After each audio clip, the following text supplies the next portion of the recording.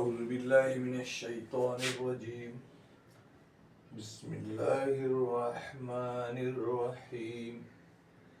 ثم آتينا موسى الكتاب تماما على الذي أحسن وتفصيلا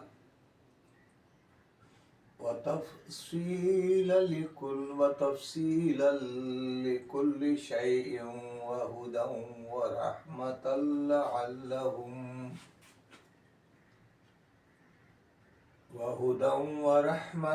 لعلهم بلقاء ربهم يؤمنون. صدق الله العظيم. رب اشرح لي صدري ويسر لي أمري واحلل عقدة من لساني يفقهوا قولي. السلام علیکم ورحمۃ اللہ وبرکاتہ.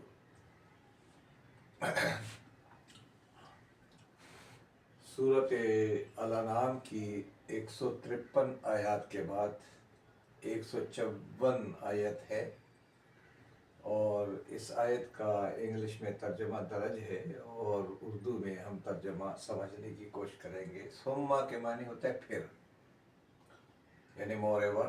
آتینا، نا کے معنی ہوتے ہیں ہم نے. آتے کے معنی دیا، عطا کیا، اور ہم نے دی موسیٰ علیہ السلام کو الکتاب، کتاب. اور پھر ہم نے موسیٰ علیہ السلام کو بھی کتاب دی تماماً، یعنی اپنی نعمتوں کو، اپنی نعمت کو مکمل کرتے ہوئے. الذی، اس شخص کے لیے یا اس شخص کے اوپر، احسنا، جس نے حسین کام کیا، حسن عمل کیا. تو احسن کا جو لفظ ہے حسن سے نا، تو حسین اسی سے ہے، محسن اسی سے، جس نے محسن کا کام کیا، یعنی محسن بن کر کے زندگی گزاری، احسان کرتا رہا. یعنی جس نے لوگوں کے ساتھ اپنی طرف سے مقابلے میں بہت اچھائی اور نیکی کی ہو، اس کو کہتے ہیں احسن. یعنی عمل کے لحاظ سے بھی، قول حسن بھی اس کا بہتر ہو، یعنی ہر لحاظ سے. وتفصیلاً، اور یہ کلام جو ہے یہ تفصیل کے ساتھ ہے، مفصل ہے، ویت ڈیٹیلز ہے، ایکسپلینیشن ہے. لکل شیء، ہر چیز کے متعلق. یعنی موسیٰ علیہ السلام کو جو تورات دی گئی تھی، وہ تورات کے اندر ہر چیز کی مکمل تفصیل. اور آج قرآن مجید کے اندر بھی ہر ایک چیز کے لیے مفصل، یعنی ڈیٹیل ہے، ایکسپلینیشن ہے، تفصیل ہے.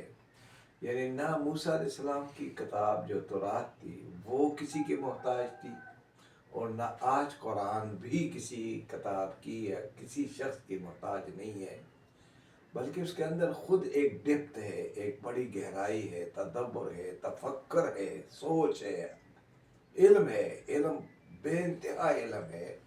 اس لیے وہ ہر چیز کی وضاحت کے بارے میں خود وہ بیان کرتا ہے.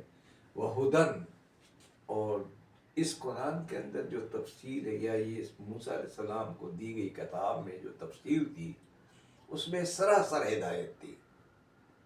یعنی ہدایت کیا ہوتی ہے؟ یعنی راستہ دکھانے والا کلام. جس طرح ہم نماز میں کہتے ہیں نا، اہدنا الصراط المستقیم، اللہ میں سیدھا راستہ دکھا. تو وہ سیدھا راستہ اسی کلام کے اندر ہی ہے. یعنی وہ ہدن اور ہدایت ہے. اور جو اس راستے پہ چلے گا، اللہ توفیق دے دے گا. تو اللہ فرماتے ہیں والذین جاہدوا فینا لنہدینہم سبلنا. جو ہمارے راستے پہ چلنا شروع کر دیتے ہیں، ہم اپنے راستوں کو ان کے اوپر کشادہ کر دیتے ہیں. اس میں پھر زیگ زیگ نہیں، ادھر ادھر کی نہیں، بلکہ سیدھی شاہراہ پہ وہ شروع ہو جاتے ہیں. اور جب اس سیدھی راہ پر چلنا شروع کر دیتے ہیں، ورحمہ، تو اللہ کی طرف سے ہر طرف سے رحمتوں کی بارش شروع ہو جاتی ہے. اس کو ہدایت مل گئی، ہر طرف سے رحمت ہے.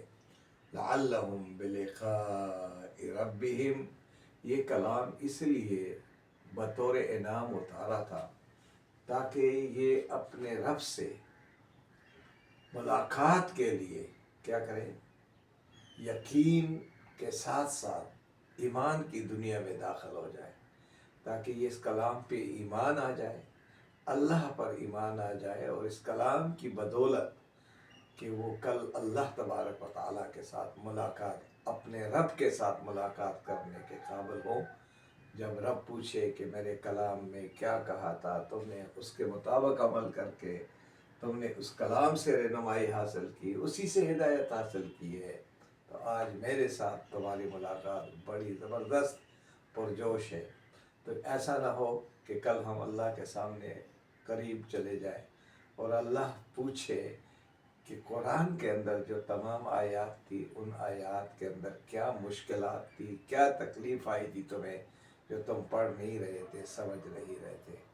اس لیے اس کتاب کے مطابق ہمیں اپنی زندگی سنوارنے کی، اسی کلام سے ہدایت حاصل کرنے کی، اللہ کی رحمتوں کے امیدوار بننے کی، اور کل قیامت کے دن اپنے رب سے ملاقات کرنے کی ہمیں توفیق اور طاقت اور ہمت عطا فرما دے۔ اللہ تبارک و تعالی ہمارے اوپر ہدایت کے سارے راستے کھول دے، رحمت عطا فرما دے۔ اے اللہ، غیروں کے راستوں سے، غلط راستوں سے، یا اللہ شیطانی راستوں سے ہمیں محفوظ فرما دے۔ سبحان ربک رب العزت عما یصفون وسلام علی المرسلین والحمد للہ رب العالمین برحمتک یا ارحم الراحمین۔